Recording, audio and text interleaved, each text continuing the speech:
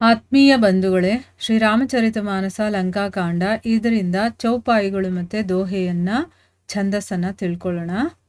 ನಾನಾ ಯುಧ ಸರ ಚಾಪ್ ಧರ ಜಾತು ಧಾನ ಬಲಬೀರ್ ಕೋಟ್ ಕಂಗೂರನ್ಹಿ ಚಡಿ ಗಯೆ ಕೋಟಿ ಕೋಟಿ ರಣಧೀರ್ कोट कंगूरन्हि सोहहि कैसे मेरु के श्रृंगनि जनु घन बैसे बाजहि डोल निसान जुझाऊं सुनी धुनि होई बठन्हि मन चाऊं बाजहि भेरी नफीरी अपारा सुनी कादर उर जाहि दरारा देखिन्ह जाई कपिन्ह के ठट्ठा अति बिसाल तनु भालु सुभट्टा धावहि गनहि न अवघट घाटा पर्बत फोरी फरहि गहि बाटा कटकटाहि कोटिन्ह बट गर्जहि दसन वोट काटहि अति दर्जहि उत रावण इत राम दोहाई जयति जयति जय परी लराई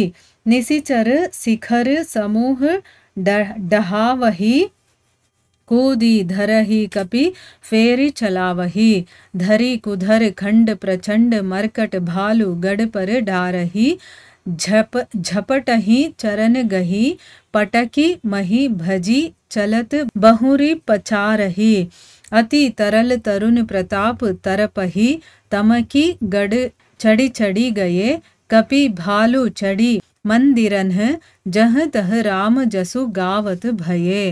ಇವು ಚೌಪಾಯಿಗಳು, ದೋಹೆ ಮತ್ತು ಛಂದಸ್ಸು. ಈಗ ಇದರ ಅರ್ಥವನ್ನು ತಿಳ್ಕೊಳ್ಳೋದಕ್ಕೆ ಪ್ರಯತ್ನ ಮಾಡೋಣ. ಇಲ್ಲಿ ತುಳಸಿದಾಸರು ಹೇಳುತ್ತಾರೆ, ರಾಕ್ಷಸರು ವಾನರ ಸೈನ್ಯದ ಮೇಲೆ ಅಟ್ಯಾಕ್ ಮಾಡ್ತಾರಲ್ಲ, ನಾನಾ ರೀತಿಯ ಶಸ್ತ್ರಾಸ್ತ್ರಗಳನ್ನು ಧನುರ್ಬಾಣಗಳನ್ನೆಲ್ಲ ಧರಿಸ್ಕೊಂಡು ಬಲಶಾಲಿಗಳು, ರಣಧೀರರು, ವೀರರು ಆದಂಥ ಅಸಂಖ್ಯಾತ ರಾಕ್ಷಸರು ಕೋಟೆಯ ಗೋಡೆ ಮೇಲೆ ನಿಂತ್ಕೊಳ್ತಾರೆ. ಸುಮೇರು ಪರ್ವತದ ಮೇಲೆ ಮೇಘಗಳು ಆವರಿಸಿರೋ ಹಾಗೆ ರಾಜಪ್ರಸಾದದ ಗೋಡೆಗಳ ಮೇಲೆ ರಾಕ್ಷಸರು ವಿಜೃಂಭಿಸ್ತಾ ಇದ್ದಾರೆ. ಡೋಲು, ನಗಾರಿ, ದುಂದುಬಿಗಳು ಮೊಳಗ್ತಾ ಇದ್ದಾವೆ. ಅವುಗಳ ಪ್ರಚಂಡ ಧ್ವನಿಯನ್ನ ಕೇಳಿದಂತಹ ಯೋಧರ ಮೈಯಲ್ಲಿ ರಣೋತ್ಸಾಹ ಅನ್ನೋದು ಉಕ್ತಾ ಇದೆ. ನಾವು ಯುದ್ಧ ಮಾಡಬೇಕು ಅನ್ನುವಂತಹ ಒಂದು ಉತ್ಸಾಹ ಅವರಿಗೆ ಬರ್ತಾ ಇದೆ. ಎದೆ ಉಬ್ಬಿ ಬರ್ತಾ ಇತ್ತು.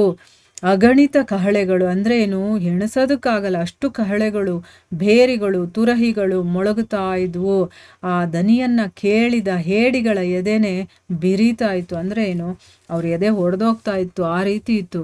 ಆ ದಾನವ ವೀರರು ಕೋಟೆಯನ್ನೇರಿ ಅತಿ ವಿಶಾಲಕಾಯರಾದಂತಹ ಬಲ್ಲೂಕ ವಾನರರ ಗಡಣವನ್ನ ವೀಕ್ಷಿಸ್ತಾರೆ. ಅಂದ್ರೆ ಇವರೆಲ್ಲ ಎಷ್ಟು ಜನ ಬಂದಿದ್ದಾರೆ ಏನು ಅಂತೆಲ್ಲ ನೋಡ್ತಾ ಇದ್ದಾರೆ. ಆ ಕಪಿ ಕರಡಿಗಳಿಗೆ ಬೆಟ್ಟ ಗುಡ್ಡ ಯಾವುದೂ ಲೆಕ್ಕ ಇಲ್ಲ. ಅವೆಲ್ಲವನ್ನ ಕೂಡ ಅವರು ನಿರ್ಲಕ್ಷ್ಯ ಮಾಡಿ ಧಾವಿಸ್ತಾ ಇದ್ದಾವೆ. ಅಂದರೆ ಅವ್ರು ಹೇಗೆ ಬರ್ತಾ ಇದ್ದಾರೆ ಏನು ಅನ್ನೋದನ್ನ ನೋಡ್ತಾ ಇದ್ದಾರೆ.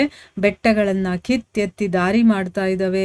ಕೋಟಿ ಕೋಟಿ ಭಟರು ಕಟಕಟ ಅಂತ ಹಲ್ಲನ್ನು ಕಡಿತಾ ಗರ್ಜನೆ ಮಾಡ್ತಾ ಇದ್ದಾರೆ.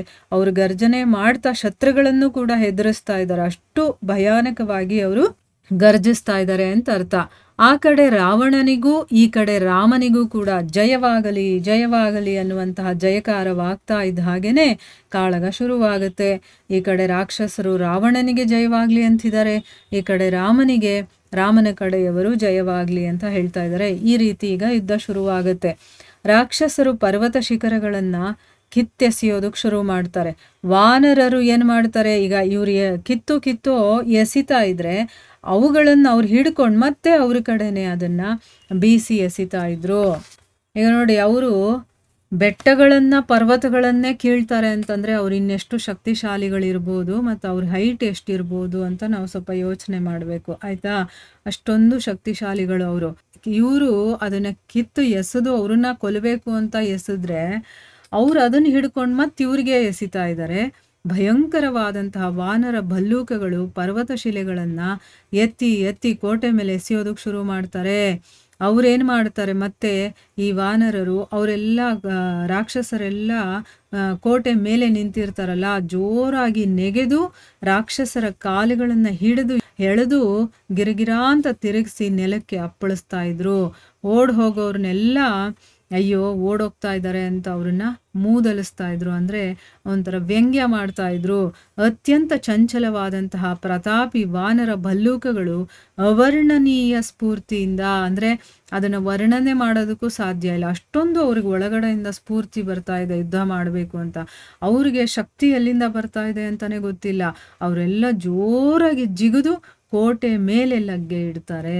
ನೋಡಿ, ಆ ಕೋಟೆ ಅನ್ನೋದು ಎಷ್ಟು ಎತ್ತರವಾಗಿರತ್ತೆ, ಅಷ್ಟು ಎತ್ತರಕ್ಕೆ ನೆಗಿಬೇಕು ಅಂತಂದರೆ ಅವರಲ್ಲಿ ಆ ಶಕ್ತಿ ಎಲ್ಲಿಂದ ಬರ್ತಾ ಇದೆ?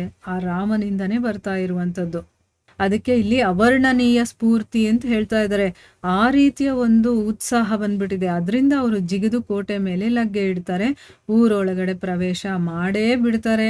ಮಾಡಿ ಎಲ್ಲೆಂದರಲ್ಲಿ ಭವನಗಳು ಯಾವ್ಯಾವ ಮನೆಗಳು ಸಿಗುತ್ತೋ ಅಲ್ಲೆಲ್ಲ ಒಳಗಡೆ ಎಲ್ಲ ಹೋಗಿ ಶ್ರೀರಾಮನ ಕೀರ್ತಿಯನ್ನು ಅವರು ಹಾಡಿ ಹೊಗಳ್ತಾ ಇದ್ದಾರೆ. ನೋಡಿ, ರಾಕ್ಷಸರಿಗೆ ಅವನು ಆ ರಾಮನ ಕೀರ್ತಿಯನ್ನು ಹಾಡಿ ಹೊಗಳಿದ್ರೆ ಇಷ್ಟ ಆಗಲ್ಲ, ಅದನ್ನೇ ಅವರು ಮಾಡ್ತಾ ಇದ್ದಾರೆ. ರಾಮ ಹೀಗೆ ಹಾಗೆ ಅಂತ ರಾಮನ ಗುಣಗಾನವನ್ನು ಮಾಡ್ತಾ ಇದ್ದಾರೆ. ಮುಂದೇನಾಗುತ್ತೆ ಅಂತ ನಾವು ಮುಂದಿನ ಭಾಗದಲ್ಲಿ ತಿಳ್ಕೊಳ್ಳೋಣ. ಹರೇ ಕೃಷ್ಣ.